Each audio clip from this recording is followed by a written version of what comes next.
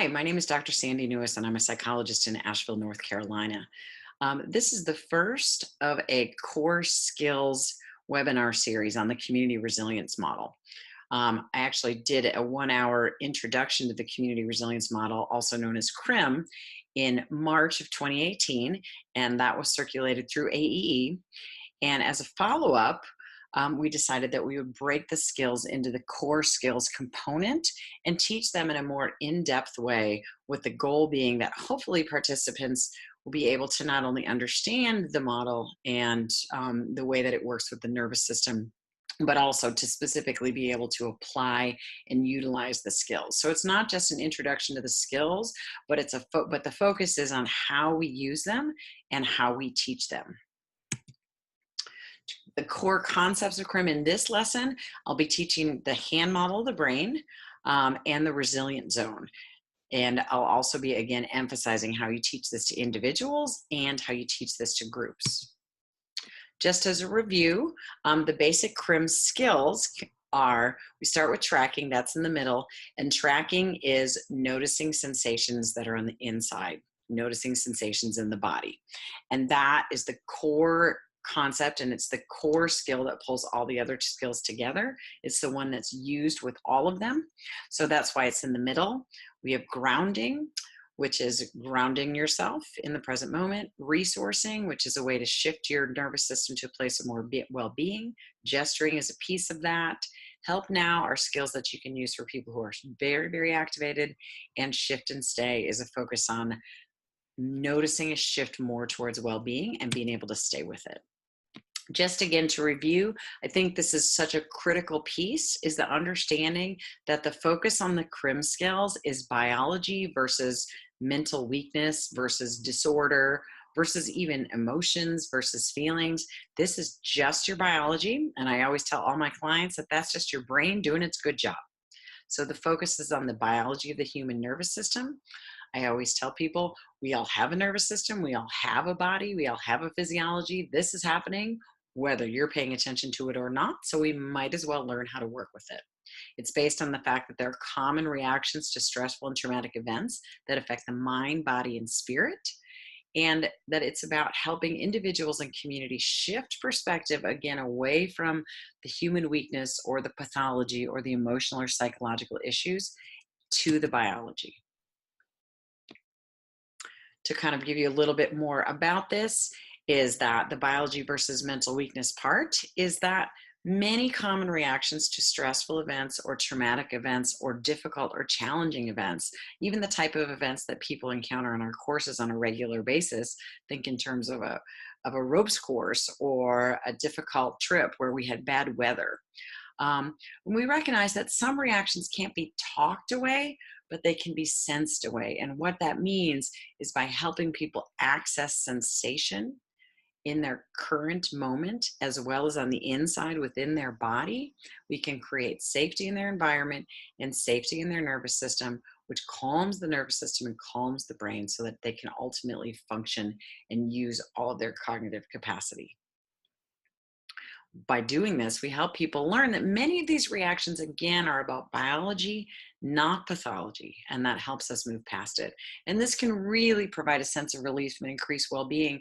And for the AEE community, helping people really understand that the reactions that they're having to some of these stressful events, and again, the relationship component is often such a stressful component of that, are just their biology.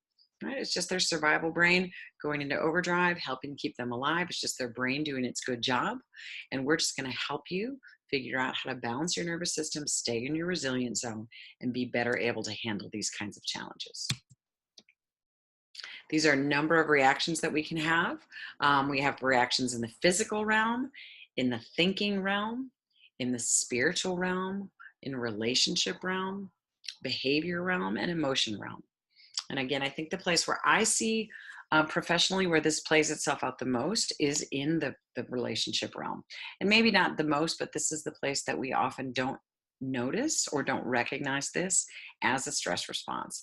being angry at others, having a difficult time connecting with others, having a really difficult time receiving the caring and the nurturance or kindness that other people are offering to us, isolating or becoming overly aggressive in our communication, or just simply over talking. These are all things that can happen as a result of that stress and trauma, and your survival brain being activated and your frontal and prefrontal cortex being offline.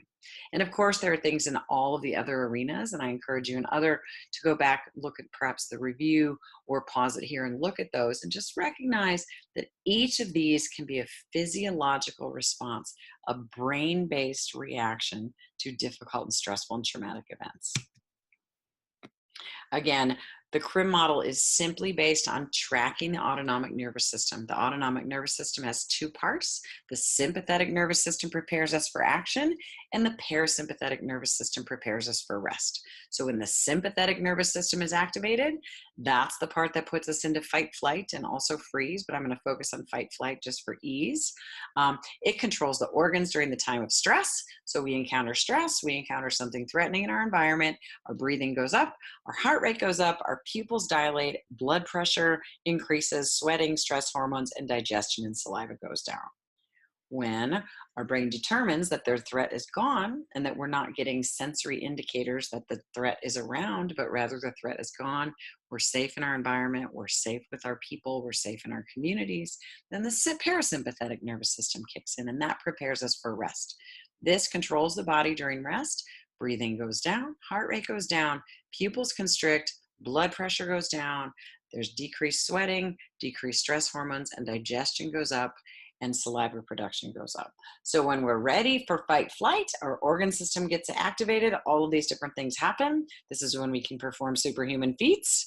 When we don't need that, in an ideal world, our parasympathetic nervous system prepares for rest.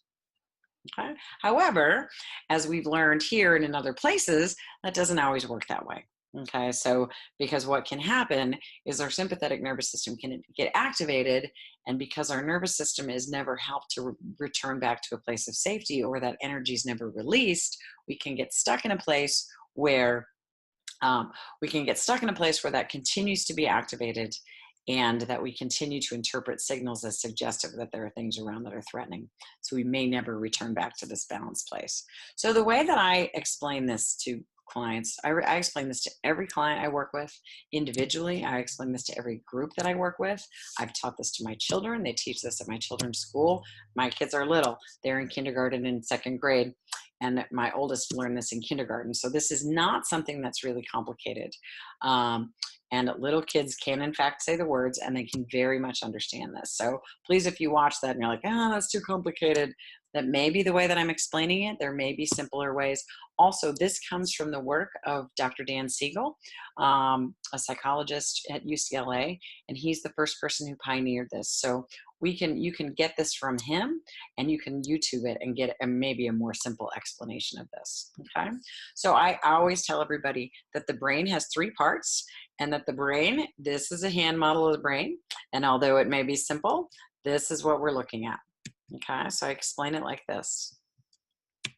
We've got the three parts of the brain. These fly-ins sometimes get me. All right, so the way that I explain this is that this is the back part of the brain, the mid part of the brain, and the front part of the brain.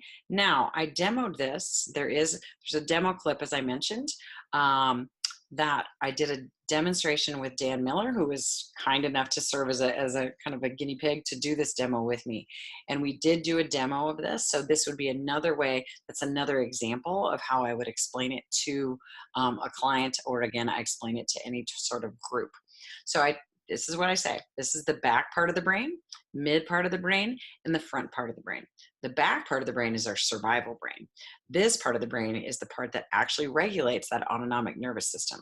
When we encounter threat, the sympathetic nervous system is activated. We are ready to run from tigers or fight tigers. Now, obviously, we don't have tigers in our environment, but I found that useful as a useful way to explain to people. And I say, we don't have tigers in our environment, but there are lots of different things that threaten our sense of safety and security in the world.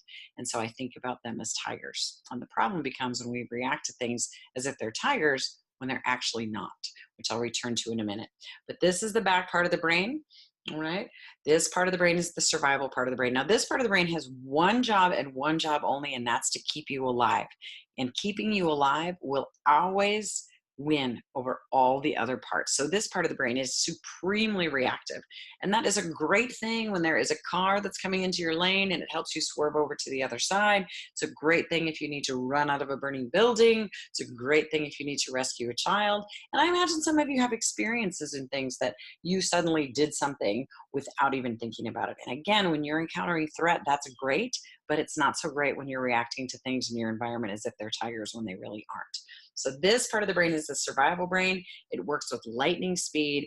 It activates that sympathetic nervous system into fight flight, activates all the organ systems that I just talked about. And when there isn't threat, it calms down and the parasympathetic nervous system kicks us into rest and digest.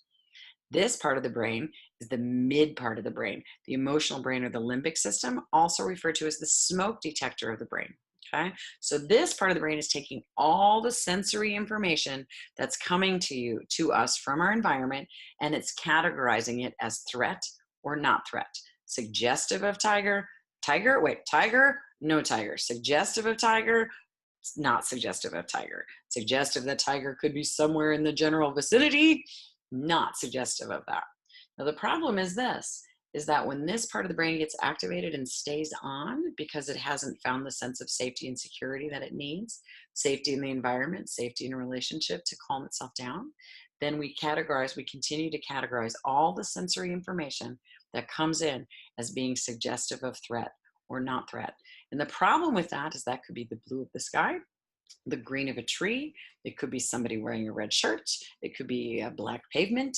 It could be anything. So trying to identify what all the individual triggers are may or may not be useful because it's all of this different sensory information that's coming in that keeps our brain activated. All right, so instead, focusing on calming the nervous system, helping to calm that response when it happens and recognizing it when it does happen, which brings us to the resilience zone, which I'll talk about shortly.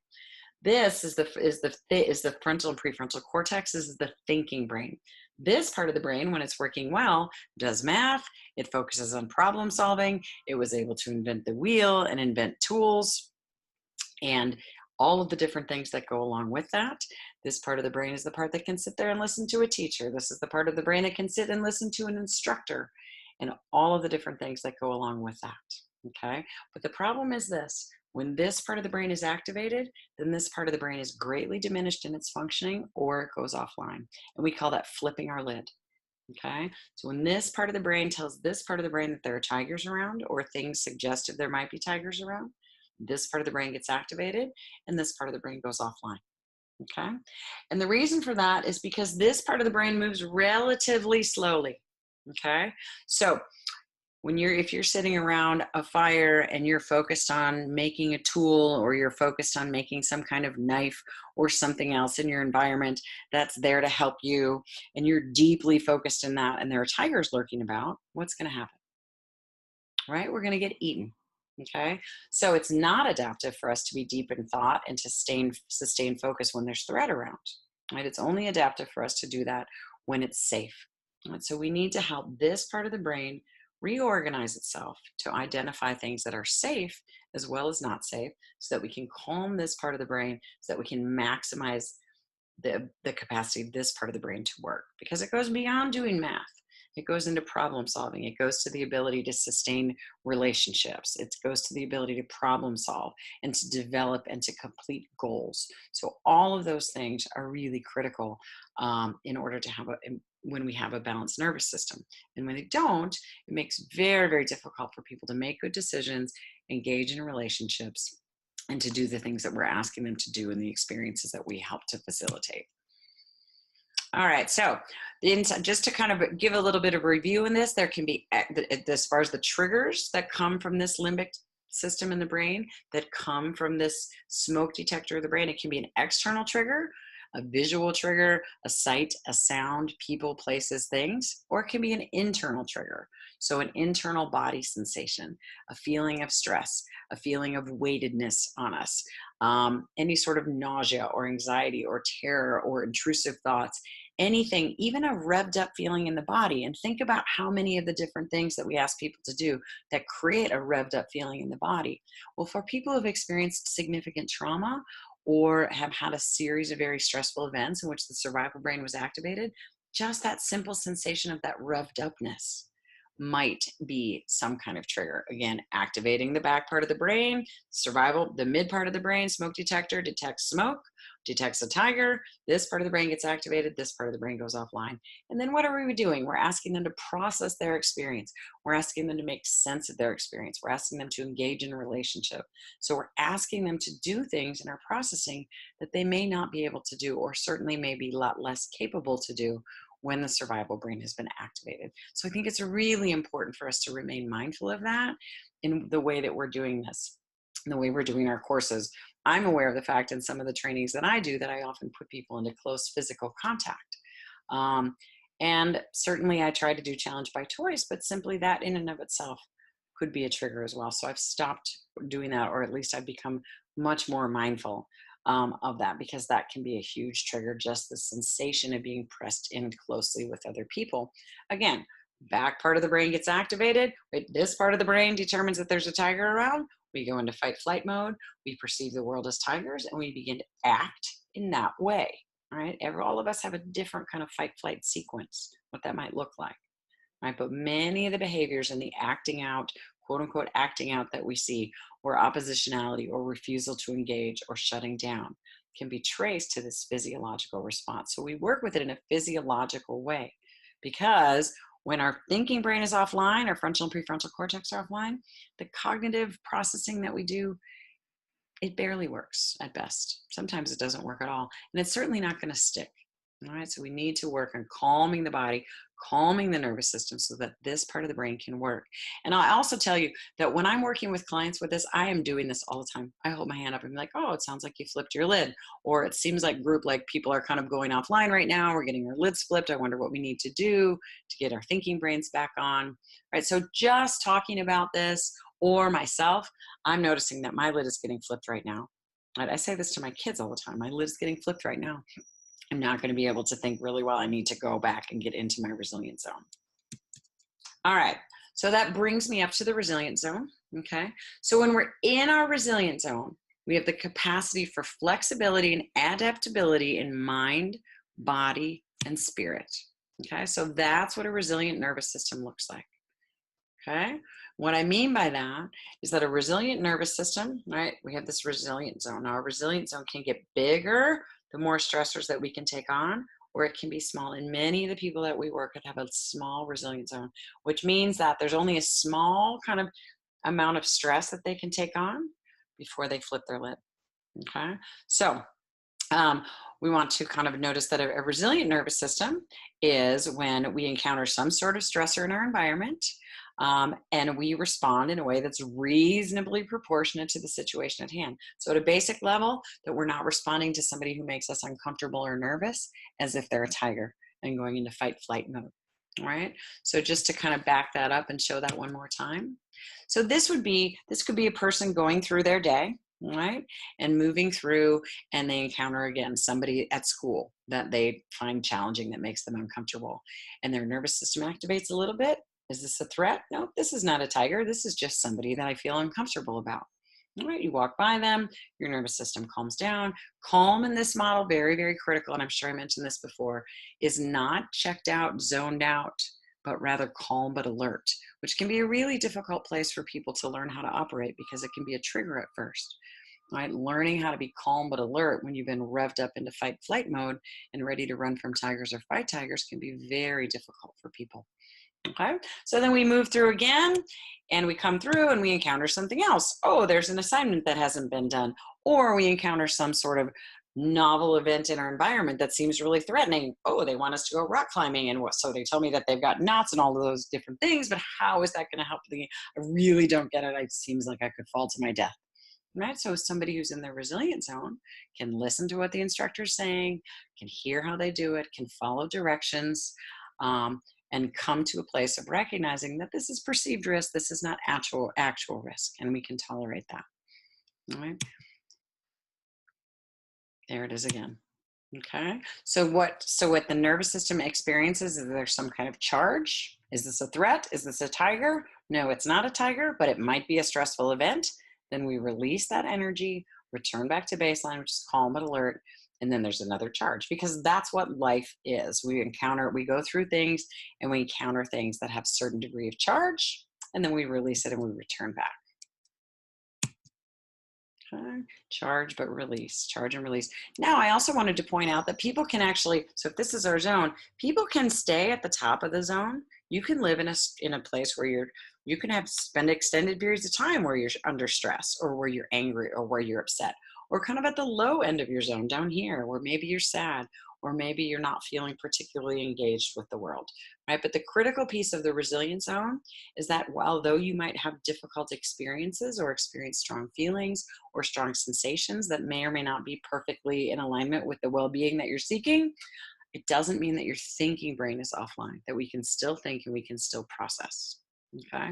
And by the way, I may have mentioned this before, but this is where I think that traditional mindfulness, kind of as it's been taken out and moved into the kind of into the common vernacular, has done us a little bit of a disservice, because in actuality basic mindfulness still is about sensory awareness and noticing what's happening in the body, but this emphasis on like let's just be present in this amorphous kind of way um, can be really difficult for people. And also, somewhere in here I think we've gotten this idea in popular culture that we're supposed to be moving towards a place of ultimate like well-being and bliss all the time, when in actuality being in your resilience zone, you experience difficult things. It's just, again, you do it with your lid being flipped, that you can still think, you can still process, make good decisions, and problem solve. All right, so to give us a little bit more information, it's a state of well-being in mind, body, spirit. We're in the resilience zone. We're able to handle the stresses of life. Again, as I just said, you can be annoyed or even angry, but don't feel like you're going to lose your head.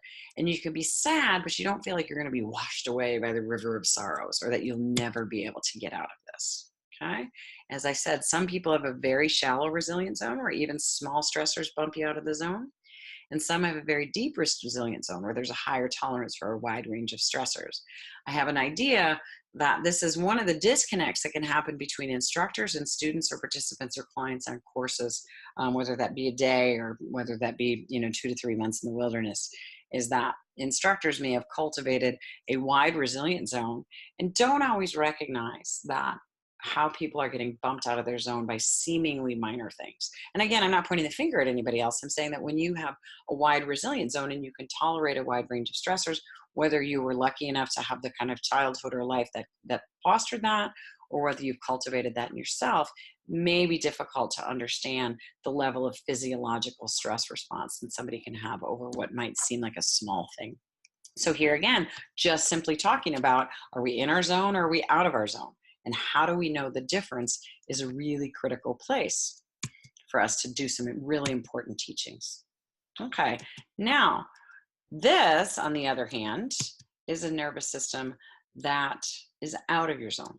Okay, a resilient nervous system, again, has that we encounter some sort of charge in our environment and we go through it, we release the energy, we return back to baseline, or we kind of stay towards the high or stay towards the zone. In contrast, somebody who's experienced a lot of trauma in their life or has been living in a chronically stressful or chronically anxious life circumstances has a different response. Their brain, their thinking brain maybe has been offline or way diminished in its functioning for quite some time. Their back part of the brain has them in fight flight mode all the time. This part of the brain is busily interpreting the sensory information that comes in as being suggestive of tigers. And all of those different things can be going on. Whoops. All right, sorry about that. So what can happen here is that, again, depending on where somebody is and how their nervous system is hardwired, this same person might encounter that same person that they don't like. Maybe it's somebody that's difficult for them on a course, or difficult for them at school, or any other type of stressful situation. And instead of being able to be like, that's not a tiger, that's just somebody that I have a hard time with, we're just going to walk by them and let that go. Instead, they can go into the high zone, or they can go into the low zone, or they can alternate between the two of them. Okay, and we refer to this as being in the stuck on high place or the stuck on low place, or going back and forth. Stuck on high, the high zone can be edgy, irritable, manic-like, anxious, panic, angry outbursts, pain. The low zone can be depressed, sad, isolated, exhausted, fatigued. And what I do with this when I teach people is I show them this. I explain the resilient zone just as I explained it to you.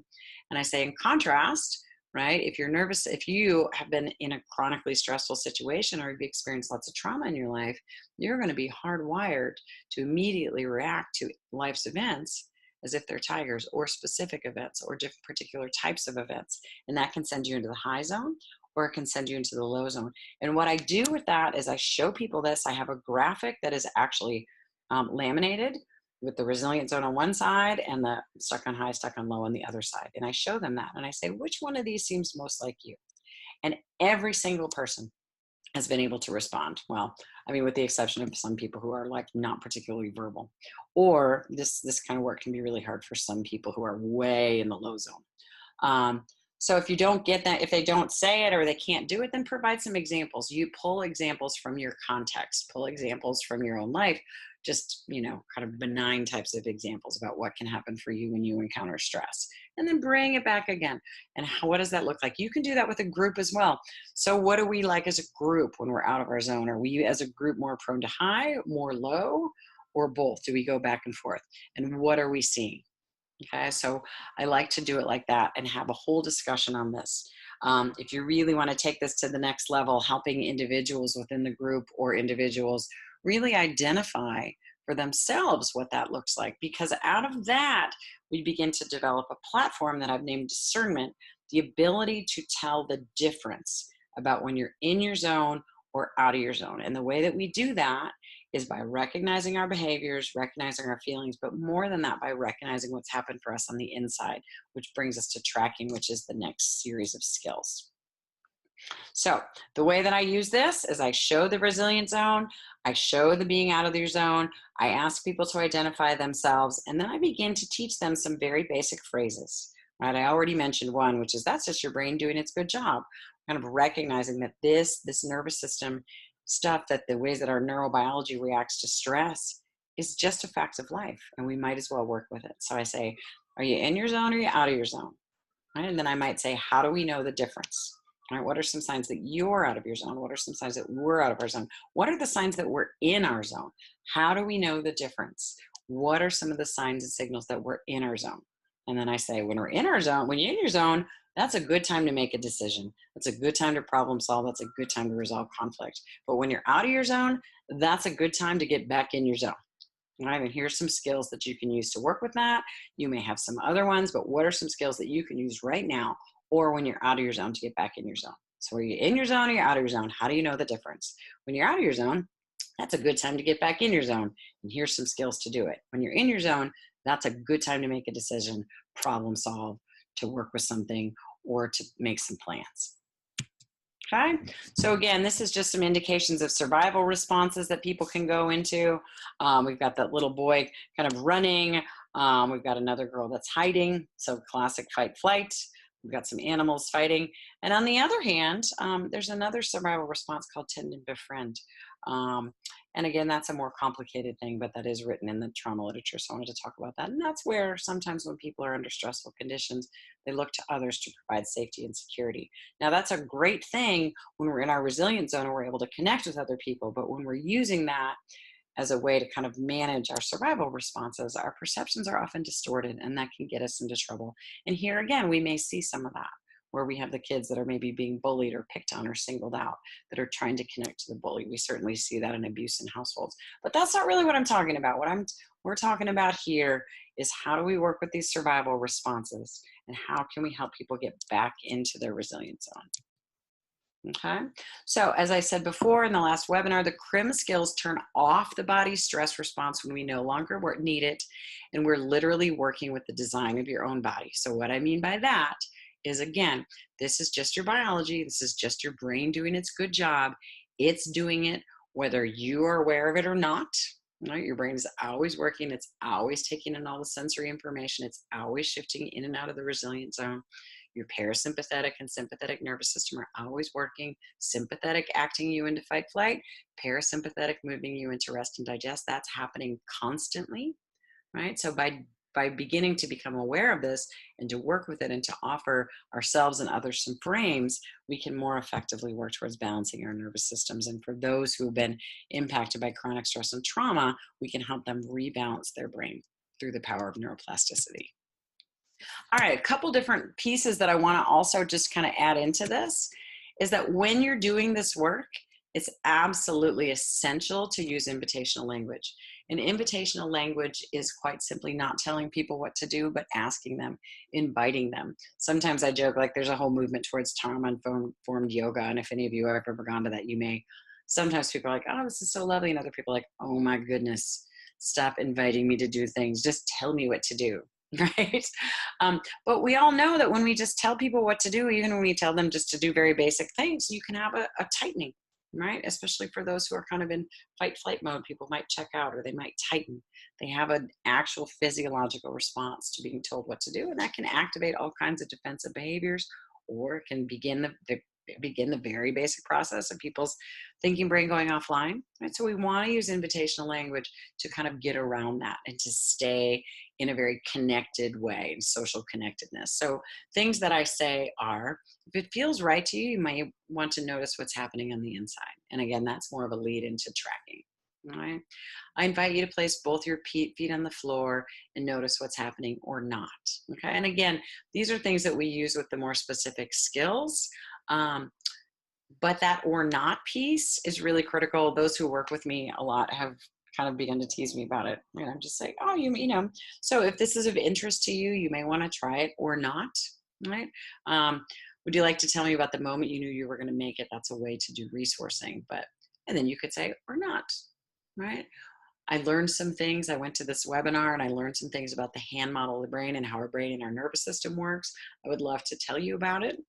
You're welcome to participate or not, right? Something like that, just so that people are given the opportunity to engage. Because as we move more specifically into the skills and begin to do kind of body-based work about noticing things that are happening on the inside, we can't have that resistance or else people won't be able to notice it. So this invitational language, I'd like to invite you to draw your attention to. You may want to consider doing this. We're going to do this right now. I hope that you choose to participate.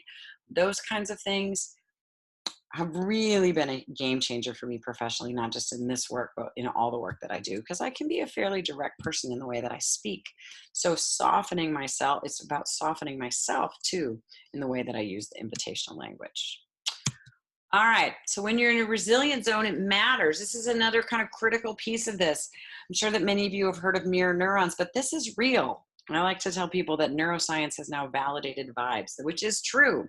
We have neurons in our brain that literally pick up the signals, the electrochemical signals from other people's nervous systems, and our nervous systems can kind of get entrained. One of my friends and colleagues, Katie Asmus, has said, the strongest nervous system wins, right?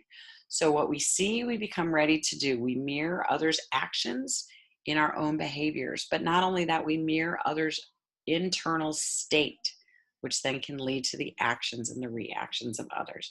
So often in this work, in the adventure ed, outdoor leadership, therapeutic adventure world, we focus so much on the behaviors and whether people are going to try things and whether they do new things and how are they behaving with the group. But this is all about noticing the internal state.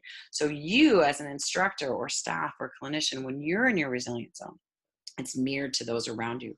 It's mirrored to the people that you work with, but it's also mirrored to your family, to your children, to your loved ones, your friends. It's all around you. So for us as staff on these and instructors, and again, as clinicians, to be able to cultivate our own ability to stay in our resilient zone, to recognize when we're out of our zone versus when we're in our zone, and to be able to get ourselves back in our zone when we're out is a really critical life skill. Okay, so I appreciate you for taking the time. Again, in this one, we did the tiniest little introduction to CRM, and then I focused on the hand model of the brain. Again, survival brain, mid part of the brain, smoke detector of the brain, thinking part of the brain. Ideally, our nervous system and our balanced nervous system, we have a response to things that in our environment that's reasonably proportionate to the situation at hand. Our survival brain gets activated when it needs to, and it's calm when it needs to.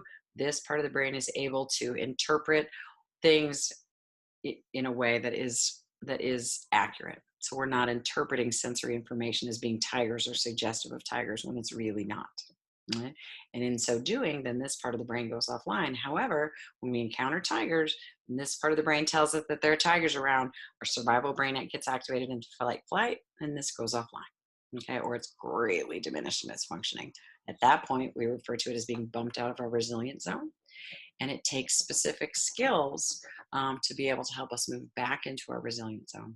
The more time we spend in our resilient zone, the more we can develop confidence that we can handle life stressors without getting bumped out of our zone. And then our resilient zone can get wider. And I think that's a great goal for all of us to strive towards, not just our clients and our staff, but in ourselves. So I thank you for joining us for this. And this will be followed by another skills-based component, which I introduce more of the skills model of the CRM. Thank you so much.